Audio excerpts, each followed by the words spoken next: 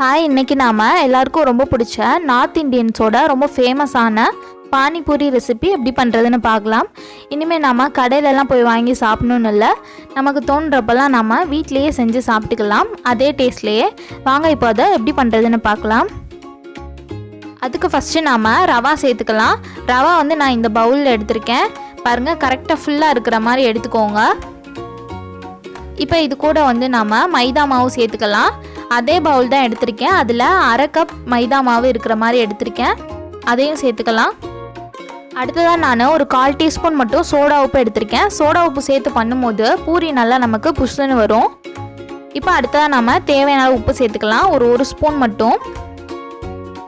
இதை நல்லா மிக்ஸ் பண்ணி விட்டுட்டு இப்போ இதில் நம்ம தண்ணி சேர்த்துட்டு நல்லா மிக்ஸ் பண்ண போகிறோம். தண்ணி நம்ம நார்மல் வாட்டரே ஊற்றிக்கலாம், சுடு தண்ணி தான் ஊற்றணும்லாம் இல்லை. இப்போ தண்ணி ஊற்றிட்டு நல்லா அதை பிசைஞ்சு விட்டுருங்க. மாவு ரொம்ப ஹார்டாகவும் இருக்கக்கூடாது, அதே மாதிரி ரொம்ப சாஃப்டாகவும் இருக்கக்கூடாது, ரெண்டுக்கும் நடுவில் இருக்கிற மாதிரி இருக்கணும். இப்போ பாருங்கள், நம்ம மாவை நல்லா பிசைஞ்சு எடுத்தாச்சு. இப்போ இதை நம்ம ஒரு கரெக்டாக 20 நிமிஷத்துக்கு மட்டும் மூடி போட்டு வச்சிடலாம்.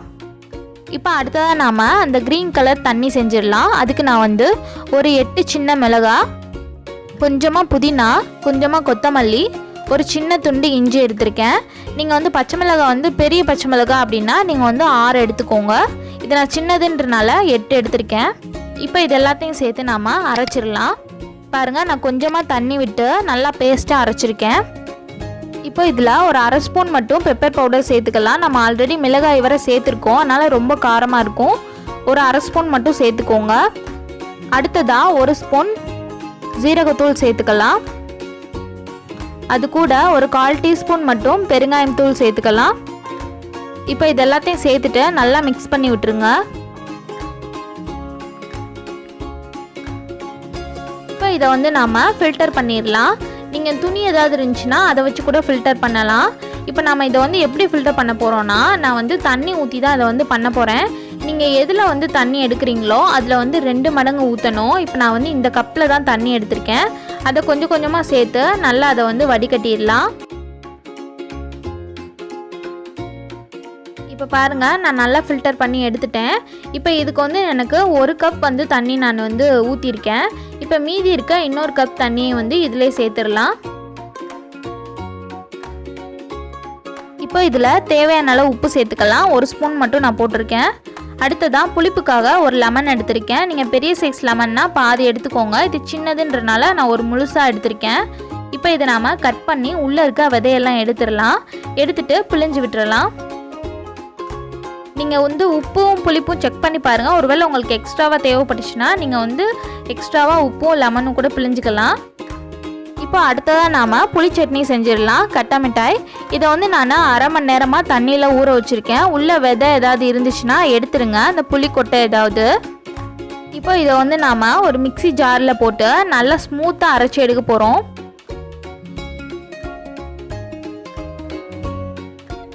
இப்போ இதை நான் நல்லா ஸ்மூத்தாக அரைச்சி எடுத்துகிட்டு வந்துட்டேன். இப்போ நம்ம புளி சட்னி செய்ய ஆரம்பிச்சிடலாம். அதுக்கு ஃபஸ்ட்டு நாம் ஒரு பாத்திரம் சூடானதும் அதில் இந்த அரைச்சி வச்சுருக்க அந்த பேஸ்ட்டை சேர்த்துடலாம். இப்போ இதில் நாம் கொஞ்சமாக மட்டும் தண்ணி ஆட் பண்ணிக்கலாம். அடுப்பை மீடியம் ஃப்ளேமில் வச்சுக்கோங்க. இப்போ இது லைட்டாக கொதிக்க ஆரம்பிச்சதும் இப்போ இதில் நாம் வெல்லம் ஆட் பண்ணிக்கலாம். நான் வெல்லம் ரொம்ப கம்மியாக தான் எடுத்திருக்கேன், ரொம்ப கூட சேர்த்துறாதீங்க, ரொம்ப இனிப்பாயிரும். அது கூட நாம் ஒரு 1/4 டீஸ்பூன் மட்டும் பெருங்காயம் சேர்த்துக்கலாம். அடுத்ததாக தேவையான அளவு உப்பு, அடுத்ததாக 1 ஸ்பூன் சில்லி பவுடர், அடுத்ததாக 1 ஸ்பூன் சீரகத்தூள். இப்போ இது எல்லாத்தையும் சேர்த்துட்டு நல்லா மிக்ஸ் பண்ணிடலாம்.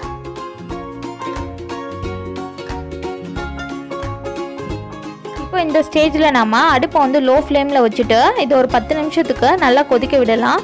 நம்ம முன்னாடி போட்டப்போ இருந்த கலருக்கும் இப்போ இருக்கிற கலருக்கும் உங்களுக்கு நல்லா டிஃப்ரென்ஸ் தெரியும் பாருங்கள். அதே மாதிரி நம்ம கிண்டும் போது நல்லா திரண்டு வருது பாருங்கள், அந்த சட்டியில் ஒட்டாமல். இப்போ இந்த ஸ்டேஜில் நம்ம ஒரு 2 ஸ்பூன் மட்டும் ஆயில் ஊற்றிக்கலாம். ஆயில் ஊற்றிட்டு நல்லா கிண்டி விட்டுருங்க, அவ்வளோதான். இப்போ இதை நாம் தனியாக எடுத்து வச்சிடலாம். நம்மளோட புளி சட்னி ரெடி ஆகிடுச்சு. இப்போ அடுத்ததாக நாம் பூரிக்குள்ளே வைக்கிறதுக்கு கிழங்கு ரெடி பண்ணிடலாம். அதுக்கு நான் 1/4 கிலோ உருளைக்கிழங்கு எடுத்து அதை நல்லா பாயில் பண்ணி தோல் எல்லாம் ரிமூவ் பண்ணிவிட்டு எடுத்து வச்சுருக்கேன். இப்போ அதை நாம் நல்லா மேஷ் பண்ணிடலாம்.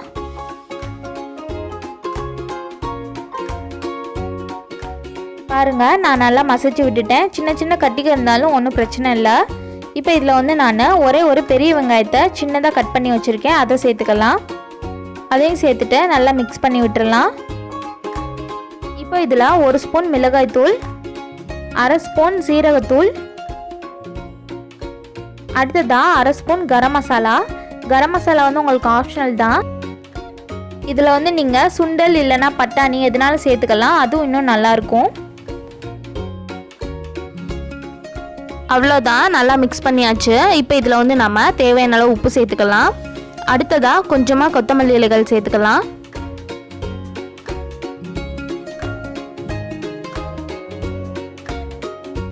அவ்வளோதான், நமக்கு கிழங்கும் ரெடி ஆகிடுச்சு. இப்போ அடுத்ததாக நாம் 20 நிமிஷம் மாவு ரெஸ்ட் விட்டுருந்தோம் இல்லையா, இப்போ இதில் வந்து நம்ம குட்டி குட்டி பூரிகளாக கட் பண்ணி எடுத்துடலாம். அதுக்கு வந்து இப்போ நான் இதை வந்து 2 பாதியாக பிரிச்சுக்கிறேன். இப்போ இதை வந்து நாம் சப்பாத்திக்கு உருட்டுற மாதிரியே உருட்ட போகிறோம். கொஞ்சமாக கீழே அரிசி மாவு போட்டுக்கிறேன், அப்போ நமக்கு வந்து கொஞ்சம் ஒட்டாமல் வரும் மாவு. இப்போ இதை வந்து நம்ம நல்லா விரிச்சு விட்டுடலாம். உங்களால் எவ்வளோ விரிக்க முடியுமோ அந்தளவுக்கு நல்லா விரிச்சு விட்டுருங்க.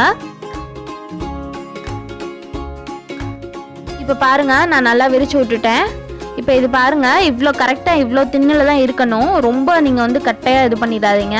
அடுத்ததாக இப்போ இதை வந்து நான் கட் பண்ணி எடுக்கிறதுக்கு ஒரு பாட்டிலோட மூடி தான் எடுத்திருக்கேன். நீங்கள் எதுனாலும் எடுத்துக்கோங்க, உங்களுக்கு இந்த சைஸில் எது கிடைச்சாலும். இப்போ இதை வந்து நாம் கட் பண்ணிடலாம்.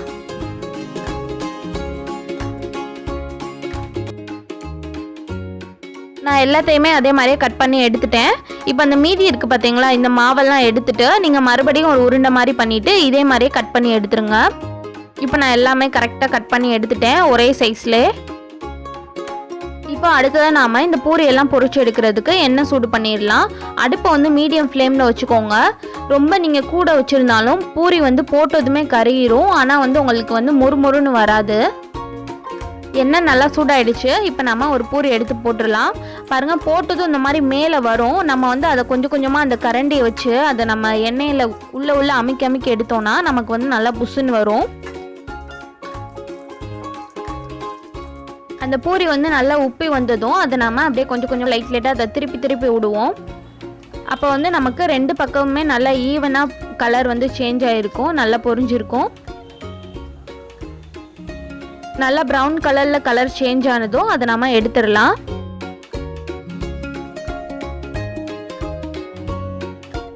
இப்போ பாருங்கள், பூரி நல்லா பொரிஞ்சிருச்சு. இப்போ நம்ம இதே மாதிரியே பூரி எல்லாம் போட்டுடலாம். நான் 2 பூரி போட்டிருக்கேன். 2யுமே நீங்கள் ஒரே நேரத்தில் அப்படியே உள்ளே அமைக்கி விடுங்க, அப்போ நல்லா புஷ்ஷுன்னு வரும். இப்போ இதே மாதிரியே நாம் எல்லா பூரியையுமே பொரிச்சு எடுத்துடலாம். அவ்வளோதான், நான் எல்லா பூரியுமே நல்லா பொரிச்சு எடுத்துட்டேன். எல்லா பூரியுமே கரெக்டாக பெர்ஃபெக்டாக வந்திருக்கு, அப்படிலாம் சொல்ல மாட்டேன். ஒரு சில இது வந்து சரியாகவே வரல. இப்போ இதை வந்து நான் உங்களுக்கு உடச்சி காட்டுறேன். பாருங்கள், அந்த சவுண்டு கேட்குதா? நல்லா மொறுன்னு வந்திருக்கு பூரி எல்லாமே. இப்போ நம்ம ஃபைனலாக அந்த பச்சை கலர் தண்ணி எடுத்து வச்சுருந்தேன் இல்லையா, கட்டா பானி, அதில் வந்து நம்ம கொஞ்சமாக காரா பூந்தி சேர்த்துக்கலாம். அவ்வளோதான், நமக்கு எல்லாமே ரெடி ஆகிடுச்சு. அதோட நான் கொஞ்சமாக கேரட்டை துருவி வச்சுருக்கேன், அதோட வெங்காயத்தை வந்து கொஞ்சம் நறுக்கி வச்சுருக்கேன். இப்போ இதை வந்து நம்ம சாப்பிட்டு பார்க்கலாம்.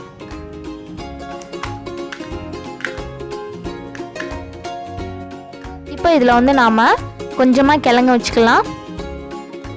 அடுத்ததாக துருவின கேரட் கொஞ்சமாக, அடுத்ததாக ஒரு 2-3 வெங்காயம். இப்போ நாம் செஞ்சு வச்சுருக்க புளி சட்னி,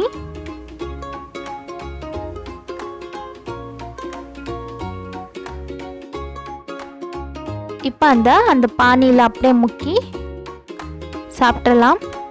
பாருங்கள், பார்க்கவே ரொம்ப சூப்பராக இருக்குது.